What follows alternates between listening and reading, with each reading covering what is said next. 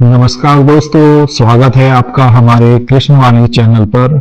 इस वीडियो में हम बात करेंगे 2025 में विभिन्न राशियों के लिए क्या खास रहेगा।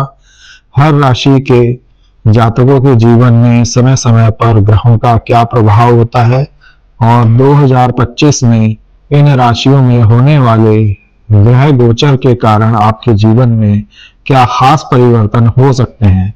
हम इस वीडियो में राशियों के जातक के स्वभाव, उनके जीवन के अहम पहलुओं जैसे करियर, स्वास्थ्य, रिश्ते और धन के मामलों में होने वाले प्रभाव पर विस्तार से चर्चा करेंगे। साथ ही आपको बताएंगे कि किस प्रकार इन ग्रहों के प्रभाव से निपट सकते हैं और अपने जीवन को बेहतर बना सकते हैं। तो आइए बिना समय गंवाए शुरू करते हैं और जानते हैं कि 2025 में इन राशियों के जातकों का जीवन कैसा रहेगा। तो आइए मित्रों, प्रारंभ करते हैं कि नव वर्ष 2025 में जलीय तत्व राशियां जैसे कर्क ज्योतिषीय गणनाओं के अनुसार स्थिति कैसी रहेगी। शनि, राहु, केतु और मंगल ग्रह की वर्ष 2025 के अंतर्गत विभिन्न राशियों पर गोचरीय स्थिति का आपकी राशि के ऊपर क्या प्रभाव पड़ेगा, चलिए इसे विस्तार से समझते हैं। करियर और व्यवसाय।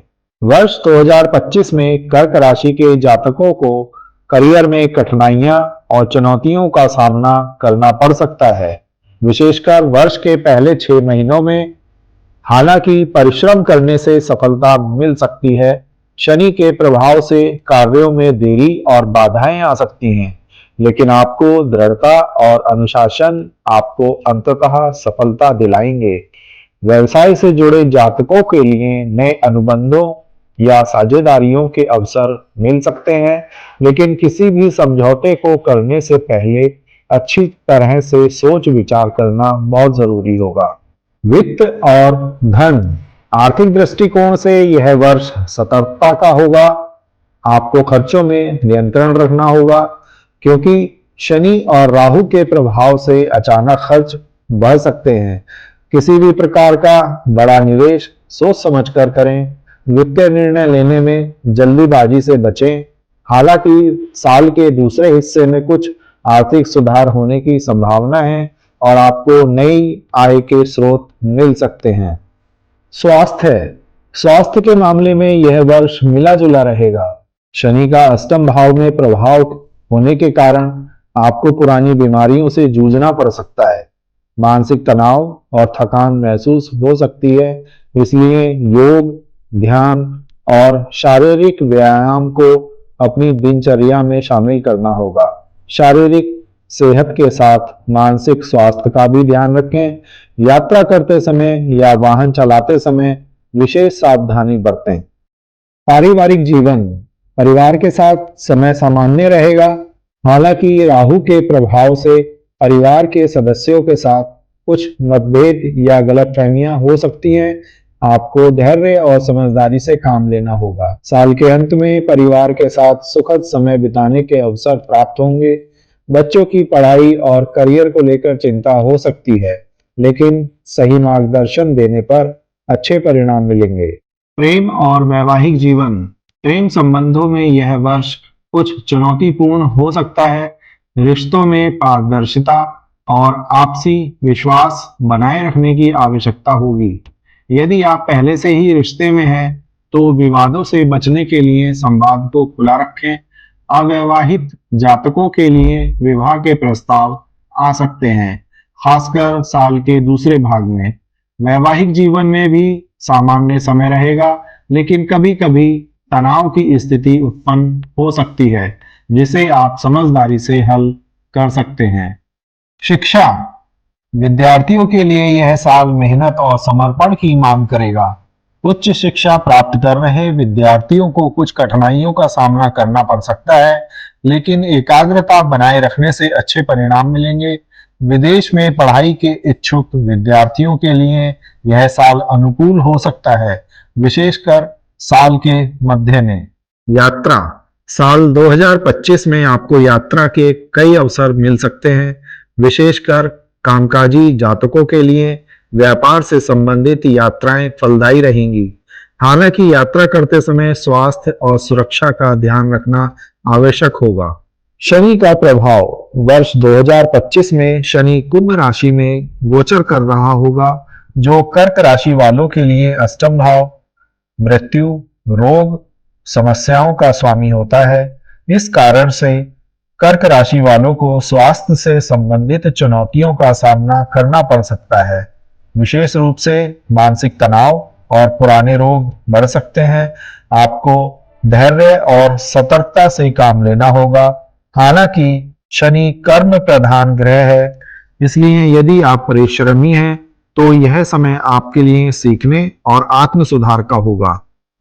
जब शनि वर्ष 2025 में मीन राशि में गोचर करेगा, तब कर्क राशि पर इसका प्रभाव सकारात्मक और नकारात्मक दोनों तरह का होगा। मीन राशि कर्क राशि से नवम भाव में स्थित है, जिसे भाग्य, धर्म, उच्च शिक्षा, आर्थिक स्थिति, रिश्ते और पारिवारिक जीवन, आध्यात्मिक और आत्म सुधार, कानूनी और नैतिक मुद्दे, लंबी यात्राएं और जीवन के दर्शन से जोड़ा जाता है। शनि का नवम भाव में गोचर इन क्षेत्रों में विशेष प्रभाव डालेगा।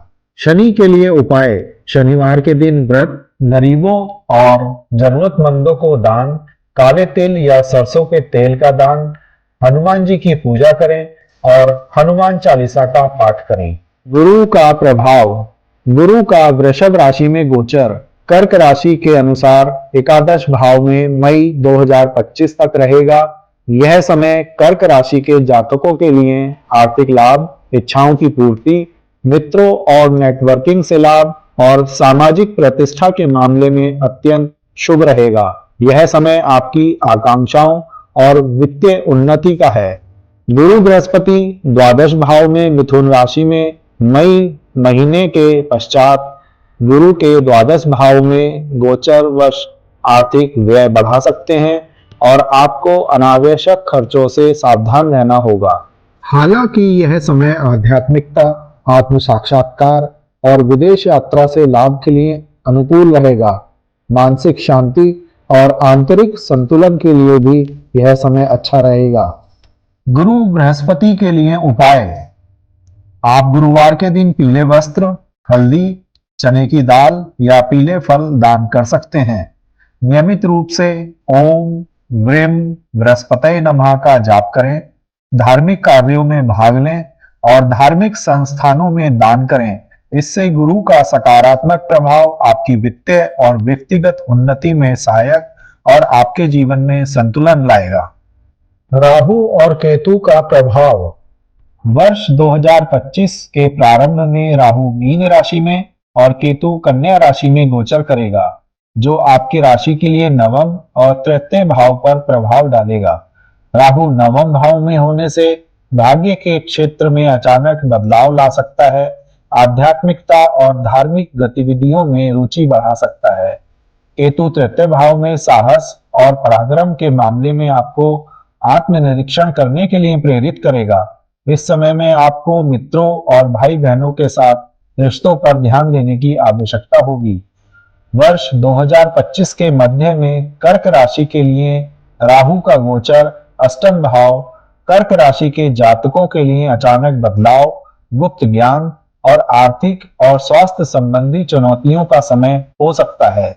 आपको जीवन के अप्रत्याशित मोड़ों के लिए तैयार रहना होगा और जोखिमपूर्ण निर्णयों से बचना होगा। वर्ष 2025 के मध्य में केतु का गोचर द्वितीय भाव, केतु का द्वितीय भाव में गोचर धन, वाणी और परिवार के मामलों में अनिश्चितता ला सकता है। यह समय संवाद और वित्तीय मामलों में सावधानी बरतने का है और आपको अपनी आध्यात्मिकता और आत्म मूल्यांकन पर ध्यान देने की आवश्यकता होगी। कुल मिलाकर राहु और केतु का यह गोचर कर्क राशि के जातकों के लिए चुनौतीपूर्ण और आत्मविश्लेषण का समय होगा। राहु केतु के लिए उपाय: राहु और केतु मंत्र का जाप, ओम राम राहुवे नमः और ओम केम केतुवे नमः मंत्र का नियमित जाप करें। इससे राहु और केतु के नकारात्मक प्रभावों को कम किया जा सकता है। राहु और केतु से जुड़ी समस्याओं से मुक्ति पाने के लिए नागों की पूजा कीजिए या नाग पंचमी पर सर्पों के लिए दान कीजिए। इससे राहु और केतु के दोष शांत होते हैं। राहु के लिए काले कपड़े, तिल, उड़द और काले रंग की चीजों का दान करें। केतु के लिए कंबल या कुत्ते को खाना खिलाना भी शुभ होता है। मंगल का प्रभाव।